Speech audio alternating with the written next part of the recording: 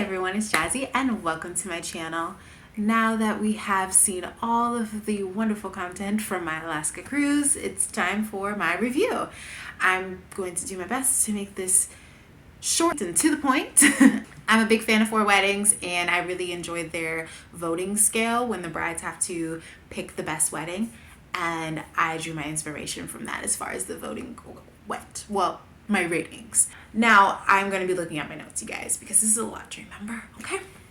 Food, 8.5. I really enjoyed the food. The buffet had many options, but I never felt like I was going to get leftovers at the buffet. I always felt like the food was good quality and fresh and delicious.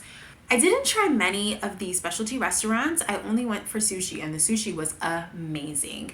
The reason that I still only gave it an 8.5 was dinner. I didn't always see a menu that made me feel like I couldn't miss dinner. There was a couple of nights where I said to myself, I don't know if I need to go to dinner. And my cabin mates weren't ever really that impressed with dinner. So overall an 8.5, but the desserts, the treats, the buffet, for breakfast, even for lunch, it was really good. I was impressed. I think an 8.5 for cruise food is a really good score. Entertainment, a 6. It is a traditional cruise. The entertainment is traditional. I did not attend any of the theater shows because none of them, even description wise, look to be my style, and I do like to watch theater shows. The trivia was really fun.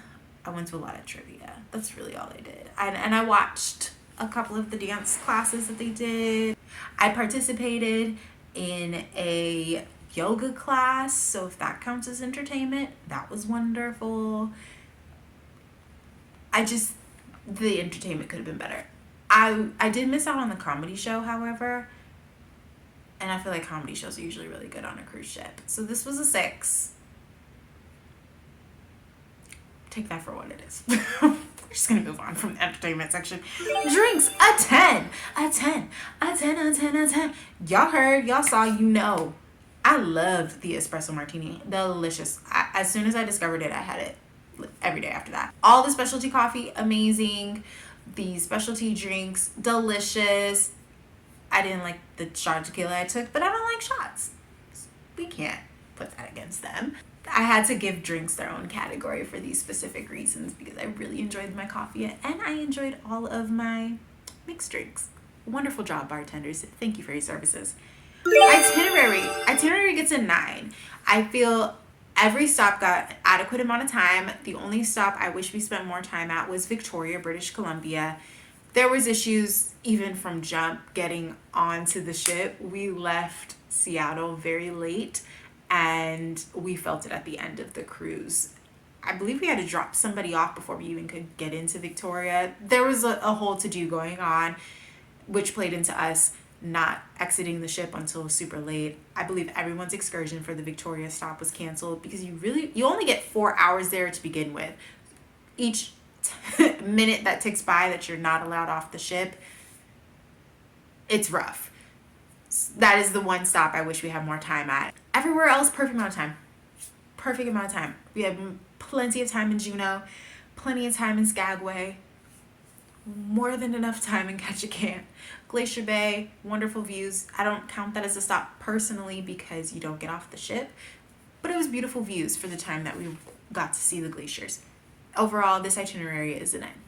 Room and cleanliness. I give the room and cleanliness, can I speak?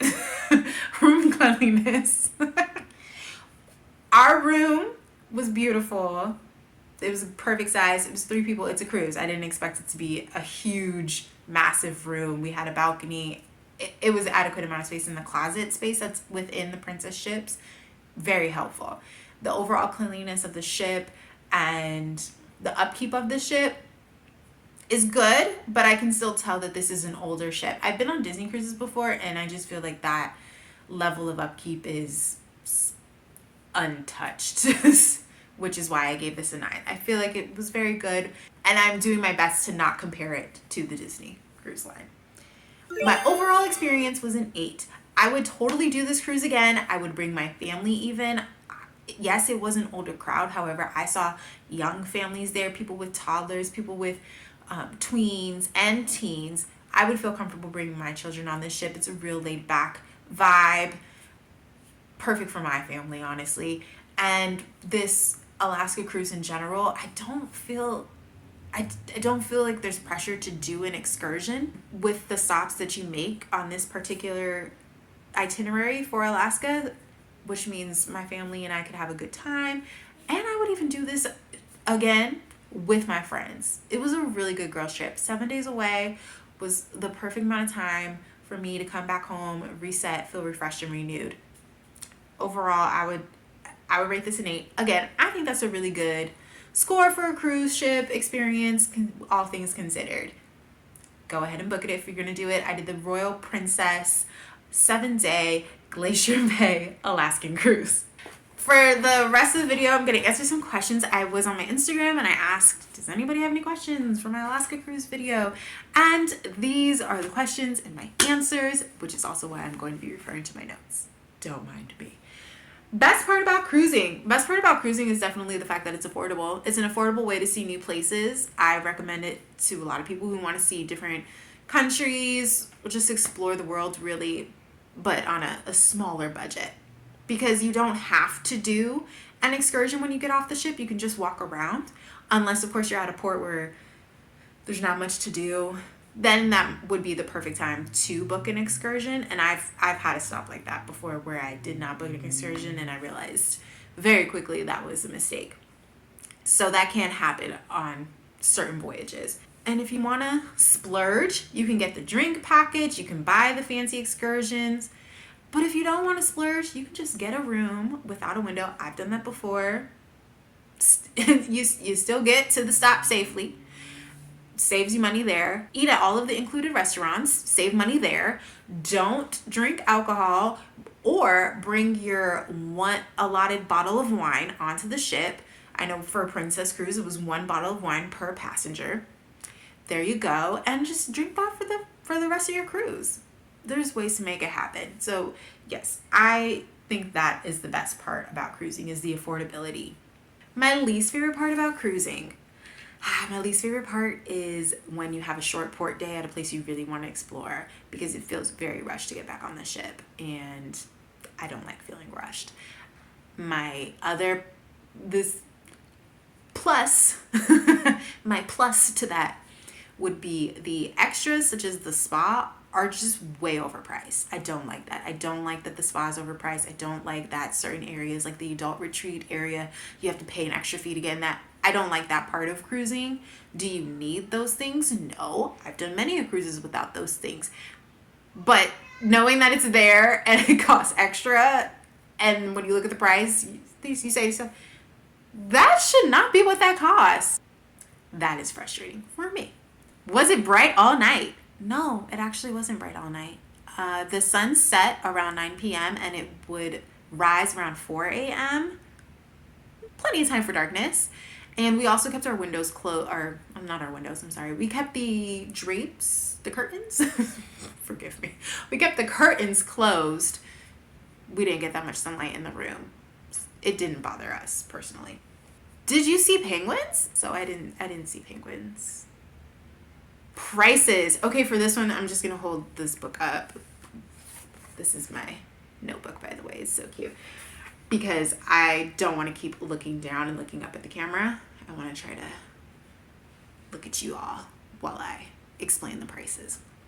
Prices. Our cruise with drink package per person, $1,714. Our canoe excursion, $369. We also had a $100 credit when we booked, so that price did drop by $100. Our railway excursion, $219. Our lumberjack show experience, I guess you could say, it wasn't really an excursion, $42. We booked that directly through the site. And the shuttle to the airport home, not home, And the shuttle that we took from the cruise ship back to the airport so that we could travel home was $25 a person. Not bad. I didn't put in the prices for flights because we all flew from different places, so it wouldn't really make sense to talk about the flights. And I also did not include the Uber ride price from the hotel to the ship or any of the gifts or food that we bought when we were off the ship. And that is my overall experience review of the Royal Princess Cruise 7-day Alaskan voyage through Glacier Bay. If you guys have any questions that I didn't answer in this video, if you would like to see the Excel spreadsheet that I created for Alaska, or if you're interested in me interviewing my cruise mates to see what they thought about our Alaska cruise, please let me know down below in the comments. I'd be more than willing to create another video for you. Thank you so much for watching my Alaska series. I hope you enjoyed it as much as I enjoyed creating it. Be sure to like and subscribe to my channel for more content dropping weekly. Talk soon.